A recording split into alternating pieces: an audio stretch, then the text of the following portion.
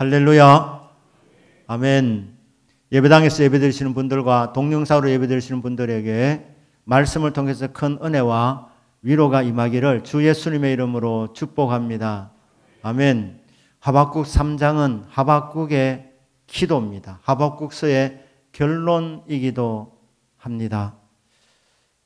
내가 주께 대한 소문을 듣고 놀랐나이다. 이 놀랐나이다 이것을 영어로 번역하기를 나는 경외감을 갖고 서 있습니다. 이렇게 되어 있으니까 이 기도는 그냥 일어서서 손 들고 하는 기도였습니다.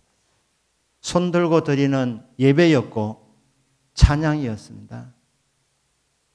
하박국이 하나님께 질문을 던진 적이 있습니다. 알기 위한 질문보다는 따지는 질문이었습니다. 바벨론이란 나라가 강성해지면서 유대 나라를 괴롭힐 것을 알고 하나님이여 우리도 약점이 있습니다. 죄와 허물이 있습니다. 하지만 바벨론이라는 나라는 더 악한 나라가 아닙니까? 근데 하나님께서 어떻게 하나님의 백성을 심판하시려고 더 악한 나라를 쓰실 수가 있으십니까? 하나님 그렇게 하시면 안 됩니다. 쉽게 말해서 하나님 통치하는 방법이 마음에 들지 않았습니다. 하나님 정치를 이렇게 하시면 안 됩니다. 왜 악한 나라를 들어서 선민 이스라엘을 괴롭히려고 하십니까? 하나님께서 이 하박국의 질문을 들으시고 답을 주십니다. 다 알고 있다는 것입니다. 바벨론이 악한 나라인 줄도 알고 계십니다.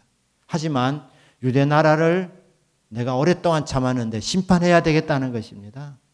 유대 나라를 심판하는 도구로 이 바벨론 나라를 사용할 것인데 결국은 바벨론과 열방을 심판할 것이고 유다는 구원받게 될 것이다.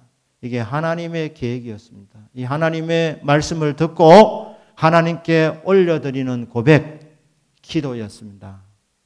하박국이 믿음으로 하나님께 아뢰는 말씀이었습니다. 3장 2절입니다. 그가 하나님 앞에 구했던 것은 3장 2절에서 제일 먼저 부흥을 구하고 있습니다. 하박국 3장 2절에 여호와여 내가 주께 대한 소문을 듣고 놀랐나이다. 여호와여 주는 주의 일을 이 수년 내에 부흥하게 하옵소서. 이 수년 내에 나타내시옵소서. 부흥을 달라고 기도하고 있습니다. 하나님께서 이스라엘 백성들에게 정치적인 복을 주시지 않고 이스라엘은 약소민족이기 때문에 외교를 잘해야 했습니다. 주변에 이스라엘을 괴롭히는 나라들이 많았고 또 북쪽에 강대국들이 있었습니다. 근데 하나님께서 외교의 복, 정치의 복을 주시지 않으신다는 것입니다. 하나님께서 유대 백성들에게 정말 주고 싶어한 것이 무엇이었느냐? 그건 하나님의 마음을 알았습니다. 선민 이스라엘에게 하나님이 제일 먼저 주고 싶어 하시는 것은 정치적인 복이 아니었습니다. 경제적인 복이 아니었습니다. 부흥이었습니다. 부흥.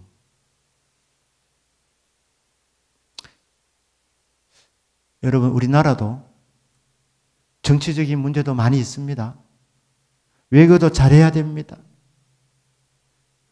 경제적인 복도 또 받아야 합니다. 이 산적한 문제들이 있고 우리 하나님께서 해결해 주시기를 우리는 소원합니다. 하지만 대한민국에서 가장 먼저 일어나야 할 복은 부흥의 복입니다. 하나님께서 이 땅에 모든 문제를 다 해결해 주시기를 원하시지만 그 모든 문제 해결하기 전에 먼저는 영적인 문제부터 풀리기를 원하는 것입니다. 영혼이 잘 되는 복을 받기를 원하는 것입니다. 이 땅에 세우신 교회들마다 부흥을 경험하기를 하나님께서는 원하신다는 것입니다. 인간의 간사함을 잘 모르는 우리들 생각에 하나님께서 우리에게 복을 주시고 정치의 복을 주시고 경제의 복을 주시고 모든 것이 잘 풀려나가면 예배를 더 잘 드릴 것 같은데 감사하는 마음으로 끊임없이 기도할 것 같은데 안 그렇습니다. 사람은 진짜 알 수 없는 존재입니다. 절박할 때는 하나님 찾지만 등 따뜻하고 배부르면 언제든지 하나님을 차버리는 인간 아닙니까? 정치적인 복을 받고 경제 복을 받고 교육의 복을 받고 다 잘 풀리면 하나님 잘 믿을 것이다.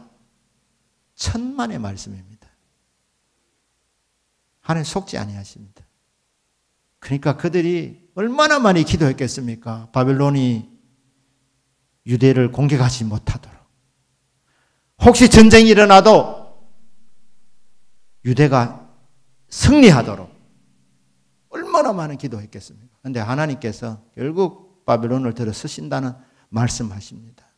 그러면서 하박국에게 감동해서 하는 기도의 제목이 정치적인 복을 구하기 전에 다른 모든 복을 구하기 전에 너희들이 진짜 먼저 구해야 될 것은 무엇이냐? 영적인 복이다.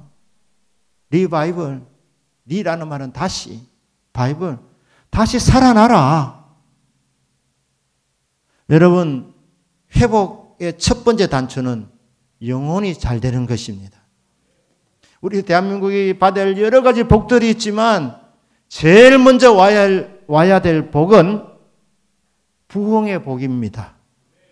교회마다 부흥되는 것. 그리고 교회마다 부흥되면 여러분 다른 걱정 안 하셔도 됩니다. 개인의 삶도 마찬가지입니다. 문제없는 개인이 있으십니까? 기도 제목이 없으신 분이 있으십니까? 걱정, 근심, 무거운 짐, 아니신 자 누군가 다 지고 있다는 것입니다. 그 모든 무거운 짐 하나님이 다 져주시면 좋습니다. 하나님이 져주시기를 원하십니다. 하지만 하나님께서 여러분 한 분 한 분에게 제일 먼저 주고 싶어 하시는 것은 영적인 복입니다. 영혼의 복입니다. 영혼이 건강하셔야 합니다. 하나님, 내 영혼이 살아나야 되겠습니다. 예수 그리스도를 구주로 믿는 순간 우리 영혼은 살아났습니다. 그런데도 불구하고 살았다는 이름뿐입니다. 무늬만 그리스도인입니다. 명목상의 그리스도인입니다. 실제로는 죽은 자와 방불합니다. 아무런 힘이 없습니다. 왜 그렇습니까? 잠들어 있기 때문입니다. 부흥하려면 깨어나야 됩니다. 잠자는 자여 일어나라. 너는 살았다 하는 이름만 가지고 어떻게 힘이 없느냐? 일어나 빛을 발하지 못하느냐? 아무런 영향력을 끼치지 못하느냐? 이제 깊은 잠에서 깨어나라. 네 영혼이 살아나기를 원한다. 네 영혼이 건강하기를 원한다. 영혼의 부흥을 경험하는 우리 한 분 한 분 되시기를 축복합니다. 그런 사람들이 모여 있는 곳에 부흥이 일어나는 겁니다. 교회가 부흥을 경험하게 되는 것이지. 여호와여, 내가 주께 대한 소문을 듣고 놀라나 여호와의 주는 주의를. 이 수년 내에, 우리 번역에 수년 내에 되어 있는데 이게 세월들의 중간이라는 말이에요. 횟수들의 중간에. 그래서 어떤 분은 이렇게 번역했습니다. 여호와여, 너무 더디 마시고 늙기 전에 나의 중년의 때에, 그러니까 하박국이 부흥돼도 자기가 늙으면 아무 일도 못하지 않습니까? 하나님 너무 더디 마시고 내가 젊었을 때, 중년의 때에 주여 이 나라에, 이 땅에 부흥을 주시옵소서. 부흥이 먼저 와야 되겠습니다. 영혼이 먼저 잘 되어야 되겠습니다. 영혼이 잘된 같이 범사 잘되고 강건하기를 내가 간구하노라. 순서가 딱 나와 있지 않습니까? 우리 성도님들 관심이 무엇을 먹을까, 무엇을 마실까, 무엇을 입을까, 그것보다 영혼의 관심을 많이 가지기를 축복합니다. 먹을 거 마실 거 우리 주님 필요한 거 다 아신다고 말씀했습니다. 내가 너희들 공급할 것이니까 거기에 에너지 쏟지 말고 너희들 영혼의 관심을 가져라. 영혼의 부흥되기를 간구해라. 우리 성도님은 안전하서나 꿈속에서도 부흥이 꿈이 되어야 됩니다. 기도 제목이 되어야 됩니다. 불교 신자들은 오토바이 소리를 들어도 다르게 들린답니다. 부다다다다 이렇게 들린답니다. 그리스도인들은 어떻게 들려야 되겠습니까? 부흥 이렇게 들려야 되는 거예요. 부흥. 부흥을 꿈꿔야 되는 거예요. 이게 강건이다. 이게 강건. 개인도 그렇고 교회도 그렇고 나라 민주도 그렇다. 하박국이 하나님 앞에 따졌지 않습니까? 하나님 좀 통치 좀 제대로 해 주십시오. 어려우신 분 아니십니까? 어떻게 우리보다도 훨씬 더 악한 나라를 들어 쓰십니까? 하나님 안 믿는 나라를 쓰신다 말씀입니까? 제발 이 나라에 정치적인 독립을 주십시오. 전쟁 걱정 안 하고 살아가게 좀 도와주십시오.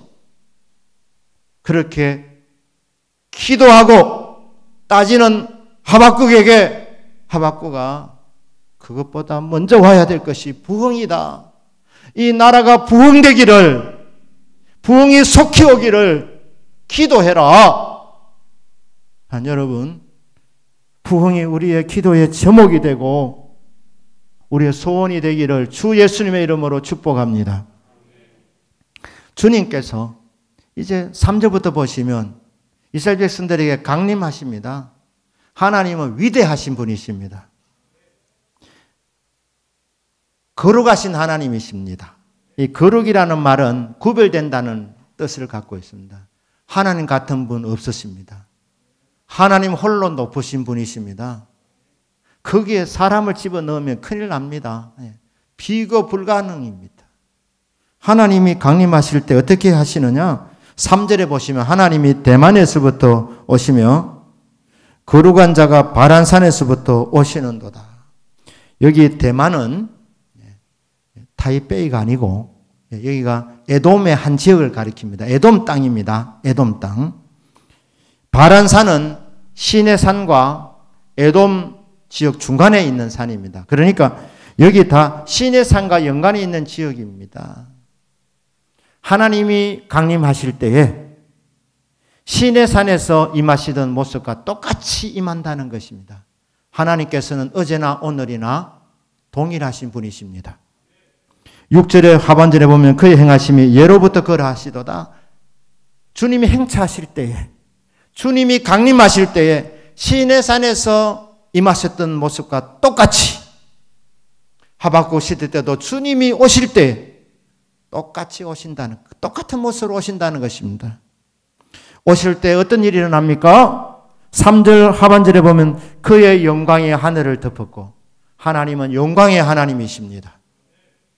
하나님이 임재하실 때 하나님의 영광이 드러나는데 그의 영광이 온 하늘을 덮었다고 말합니다. 그의 찬송이 세계에 가득하도다. 천하 만물들이 그 거룩하신 하나님 홀로 높으신 그분 앞에 경배와 찬양을 올리고 있습니다. 하늘의 천군 천사들과 함께 이 팡파르가 울려 퍼지고 있는 것입니다. 4절에 보니까 그의 강명이 햇빛 같고 광선이 그의 손에서 나오니 얼굴에서 빛이 나는, 빛이. 광명을 바라고 계신 하나님. 손에서도 광선이 나아갑니다. 그의 권능이 그 손 안에 감추어져 있는 거예요. 하나님이 능력을 다 쓰지 않고 그냥 전능자이시지만은 절제하시면서 그냥 빛만 바라고 계시는 겁니다. 역병이 그 앞에서 행하며, 여러분 모든 전염병도 하나님 앞에서 행하는 것입니다. 여러분 우연은 없습니다. 하나님의 허락하심 속에서 일어나고 있는 일입니다. 그러니까 전염병이 그 앞에서 행하며 불덩이가 그의 발밑에서 나오는도다. 얼굴에서 광채가 나가고 손에서 또 광선이 나가고 발밑에서 불이 나가는 거예요. 하나님은 절대자이십니다. 전능하신 분이십니다. 그가 서신적 땅이 진동하며, 인간은 미련해서 잘 알아보지 못하는데 땅이 알아보고 땅이 진동한다. 땅이 떨더라고 했습니다. 여러 나라가 전율하며, 여러분 전율이라는 말 알지 않습니까? 예, 정말 전율하는 것입니다. 홀로 높으신 그분이 임재하실 때. 작은 산이, 무궁한 영원한 산이 무너지며, 예, 산이 영원한 줄 알았는데 그 산이 절대자가 임할 때 산이 흔들리고 무너지는 거예요. 무궁한 끝이 없는, 다음이 없는 작은 산이 엎드러지는 거예요. 하나님은 절대자이시구나. 그런데 놀라운 것은 이 전능하신 하나님, 온 우주 만물을 다스리신 홀로 높으신 하나님이 이스라엘 백성을 사랑하셔서 내려오신다는 겁니다. 사랑으로 찾아오신다는 겁니다. 돌보아 주신다는 겁니다. 그분의 이름 중에 하나가 임마누엘, 함께 하시는 하나님. 하늘의 하늘도 감당하기 힘든 홀로 높으신 하나님. 땅이 임재하실 때 진동하고 열국이 전율하며 영원한 산이 무너지는 그 가운데 여러분 한 분 한 분 가운데 택한 백성 이스라엘 백성 가운데 하나님이 따뜻한 마음을 갖고 찾아오신다는 겁니다. 절대자이시지만 인간의 이성으로는 절대로 그 절대자를 다 파악할 수 없지만, 이해할 수 없지만 우리하고는 수준 차이가 나도 엄청나게 차이가 나지만 우리를 사랑하셔서 우리 가운데 찾아오시는 임마누엘의 하나님. 그래서 하나님은 초월자이시면서 동시에 우리 가운데 임하시는 내재하시는 하나님이십니다. 정말 좋으신 하나님이십니다. 우리가 이 땅을 살아가면서 힘들게 살아가는데 우리를 도와주시려고 하나님이 오시는 겁니다. 우리가 감기 걸려가지고 콜록콜록 할 때 하나님께서 주여 내가 감기 걸렸나이다 도와주십시오. 그렇게 말할 때 얘야 그런 시시한 것 구하지 마라. 나는 온 우주를 다스리는 광대한 하나님이다. 감기 같은 그런 시시한 것 가지고 나를 번거롭게 하지 마라. 판피리 먹어라. 그래 하지 않는다 이 말이에요. 하나님께서.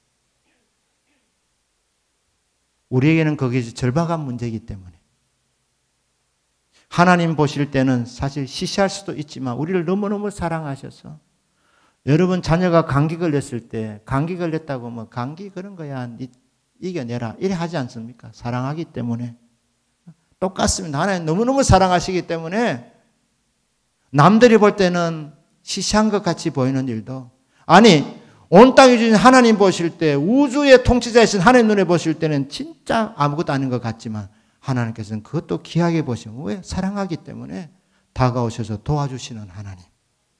손 내밀어 주시는 하나님. 취업을 위해서 열심히 공부하면서 하나님 저 합격시켜 주십시오. 이게 돼야 제가 장가도 가고 시집도 가겠습니다. 남들이 볼 때는 큰 문제가 아닐 수 있지만 나에게는 이게 생존이 달려있는 문제이기 때문에 절박한 문제입니다. 하나님께서는 내 관점에서 이 모든 사건들을 보시면서 도와주시려고 임재하시는 하나님이십니다. 그 영광의 주님을 믿음으로 맞이하는 저와 여러분의 믿음이 되기를 주 예수님의 이름으로 축복합니다.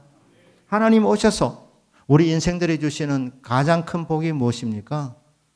구원의 복입니다. 구원의 복. 18절에 나는 여호와로 말미암아 즐거워하며 나의 구원의 하나님이 말미암아 기뻐하리로다. 예수 그리스도를 구주로 믿는 순간 구원받습니다. 하나님의 자녀가 됩니다. 그 사람 천국 들어갑니다. 성도는 최후 승리를 이미 보장받은 사람들입니다. 우리가 이 세상을 떠날 때에 죽음이라는 마지막 대적을 밟고 그것을 발판으로 삼아서 천국으로 들어가는 사람들이 바로 저와 여러분 예수님 믿는 사람들입니다. 누구나 예수님을 믿고 예수 이름을 부르는 자 구원 받습니다. 구원을 받았다는 것이죠. 이게 가장 큰 기쁨의 제목이 됩니다. 천국 가는데, 영생복락을 누리는데, 이 땅의 삶은 길어야 100년인데 잠깐 지나가는 안개와 같은 인생, 우리는 최후 승리가 있고 천국 들어가기 때문에 이 구원받은 것 이 하나 가지고 우리는 영원히 하나님을 찬양할 수 있게 되었습니다. 구원받은 자, 영원히 부를 노래, 감격하면서 부를 노래를 저와 여러분은 이미 받았습니다. 이 구원의 노래가 있다. 구원의 노래를 부를 수 있도록 구원받은 자에게 하나님이 기쁨을 주십니다. 기쁨. 세상에 주지 못하는 기쁨입니다. 전쟁의 소문을 듣고 전쟁이 오게 되면 어려움이 예상되고 있습니다. 그래서 17절에 보면 비록 무화과나무가 무성하지 못하며 포도나무에 열매가 없으며 과실이 다 떨어져서 먹을 수가 없게 됩니다. 감람나무에 소출이 없으며 논밭에도 먹을 것이 없어지게 됩니다. 목축도 안 됩니다. 우리의 양이 없고 외양간에 소가 없는 경제적으로 완전히 무너진 상황이 올 수도 있지만 그래도 성도는 노래할 수 있는 것은 구원받았기 때문에 영생복락을 누릴 수 있게 되기 때문에 천국 들어가기 때문에 이거 하나만 가지고도 우리는 영원히 찬송을 부르면서 살아갈 수 있게 되었다는 것입니다. 주께서 내 마음에 두신 기쁨은 그들의 곡식과 새 포도주가 풍성할 때보다 더하니이다. 세상 사람들은 먹을 것이 많을 때, 사업이 잘 될 때, 성공할 때 기뻐합니다. 하지만 구원받았을 때 그때 우리에게 주시는 그 마음은 농사 잘 될 때 불신자들이 느끼는 그 누리는 즐거움보다도 훨씬 더 크다는 것입니다. 믿습니까? 그렇기 때문에 환경이 좋아지면 그거는 금상첨화이지만 환경이 어려워도 경제가 무너져도 하는 일마다 안 되어도 그래도 예수 믿고 구원받은 것 이거 하나만으로 하나님을 찬양할 때에 세상에 주지 못하는 기쁨과 평화가 우리 마음속에서 솟아나게 됩니다. 이 기쁨이 저와 여러분에게 충만하기를 주 예수님의 이름으로 축복합니다. 근데 이렇게 기뻐하는 것이 또 뭡니까? 19절에 보니까 주 여호와는 나의 힘이시라. 기쁘게 살다 보면 의욕도 생깁니다. 의욕이 생기다 보면 지혜도 생깁니다. 아, 이렇게 해야 되겠구나. 방법도 보여지는 것입니다. 기뻐하다 보면 마음의 여유가 생깁니다. 힘도 생깁니다. 이 날은 우리 주의 성일이니 근심하지 마라. 요월에 나여 기뻐하는 것이 너희의 힘이니라. 주일날은 근심 걱정하는 날이 아닙니다. 근심 걱정 없는 사람은 없지만 주일날은 구원해 주신 하나님으로 인해서 기뻐하는 날. 그렇게 구원의 하나님 기뻐할 때에 그것이 우리의 힘이 된다는 겁니다. 나의 힘이신 여호와여 내가 주님을 사랑하나이다. 하나님이 힘이 되어 주십니다. 힘을 주십니다. 여호와를 기뻐하라 그가 네 마음의 소원을 이루어 주시리로다. 하나님 기뻐할 때 하나님께서 우리를 소원의 항구로 인도해 주시는 은혜까지 베풀어 주신다는 것입니다. 구원받아서 찬송을 부르는 중에 기쁨이 오고 기쁨으로 살다 보면 능력자가 된다는 말입니다. 주 여호와는 나의 힘이시라. 나의 발을 사슴과 같게 하사 나를 나의 높은 곳으로 다니게 하시리로다. 사슴이 어떤 동물입니까? 모가지가 길어서 슬픈 짐승 아닙니까? 목이 길다. 목이 약점이 있다는 것이죠. 거기 물리면 죽습니다. 사슴은 연약한 동물입니다. 맹수들과 평지에서 붙으면 백전백패. 이게 사슴입니다. 사슴이 사는 방법은 딱 하나 있습니다. 높은 곳으로 올라가야 합니다. 위험한 곳. 절벽이 있는 곳. 그래서 맹수들이 잡으면 밥이 되는데 올라가는 도중에 미끄러져서 떨어지면 낭떠러지에 떨어져서 죽기 때문에 이 맹수들이 함부로 못 올라가는 곳, 그런 곳에 사슴이 왜 거처를 거합니까? 그것은 맹수들이 올라오지 못하도록 그곳이 살 수 있는 유일한 곳이기 때문에, 그래서 사슴은 높은 곳으로 다닙니다. 그런데 성도를 하나님께서 구원해 주시고 하나님 어떻게 만들어 주시느냐? 높은 곳으로 그냥 다니게 만들어 준다는 것입니다. 저는 이것을 기적의 삶이라고 그렇게 한번 붙여보았습니다. 우리 실력 이상으로 살아가는 겁니다. 절벽이 있는 곳, 조심조심 다는 것이 아니라 하나님께서 지켜줄 줄 믿고 뛰어다닌다는 거예요. 날아다닌다는 겁니다. 하나님께서 받쳐주고 믿기 때문에. 여러분, 샌프란시스코 근교에 금문교라는 다리가 있습니다. 그 다리를 공사할 때에 많은 사람이 죽었습니다. 공사하다가 그냥 아래로 떨어져서 많이 죽은 것입니다. 안전장치를 다 해놓았는데 실수로 실족해서 떨어져 죽는 것입니다. 사람들이 너무 많이 죽으니까 어떻게 해야 될 것인가. 그래서 중간에 밑에 거물을 쳐놓았습니다. 거물을. 왜 거물을 칩니까? 혹시 실족하면 거물이 받쳐주어서 안 죽는다는 것입니다. 그런데 이게 웬일입니까? 그전에도 이미 안전장치 다 해놓고 다니는데 사람들이 실수로 많이 떨어지는 것입니다. 그런데 거물을 쳐놓으니까 그때부터 떨어지는 사람들이 없더라는 거예요. 참 사람이 이상합니다. 그렇죠? 우리 인간에게는 완벽주의라는 이런 마음들이 있습니다. 그러니까 신앙생활 할 때도 잘 믿어보려고, 사실 그 좋은 마음입니다. 율법주의로. 제한 지으려고, 허물이 없으려고 그렇게 합니다. 그래서 대체적으로 잘 삽니다.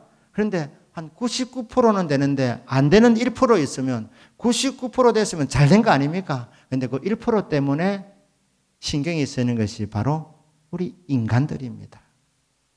실수 안 하려고 합니다. 허점 안 보이려고 합니다.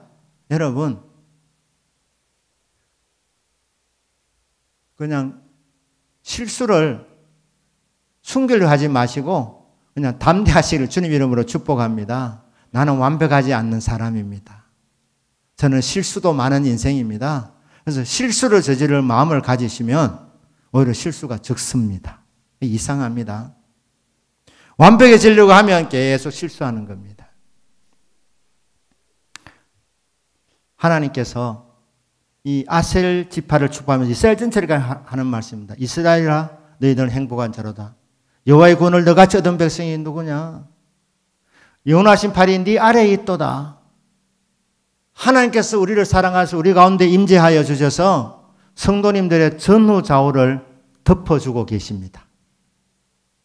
방패되어 주십니다. 근데 특별히 아래 부분을, 영원한 팔이 우리 아래를 든든하게 받쳐주고 있습니다. 하나님이 그물을 쳐놓은 것입니다. 왜 그물을 쳐놓으십니까? 사는 아들아, 마음껏 다녀라. 세상 사람들은 위험한 곳이라, 높은 곳이라 해서 조심조심하지만 내가 너와 함께 하잖아. 너는 네 실력 이상으로 살아갈 수 있게 내가 너에게 능력을 준다. 그러니까 두려워하지 말고, 쫄지 말고, 무섭다고 움츠러들지 말고 그냥 다녀라. 뛰어다녀라. 날아다녀라. 그러다가 실족하면 내가 밑에서 그물로 받치고 있잖아. 너희들의 발이 땅에 닿기 전에 내가 건져주든지 아니면 천군 천사를 동원해서 전혀 다치지 않게 만들어줄 것이니까 강하고 담대해라.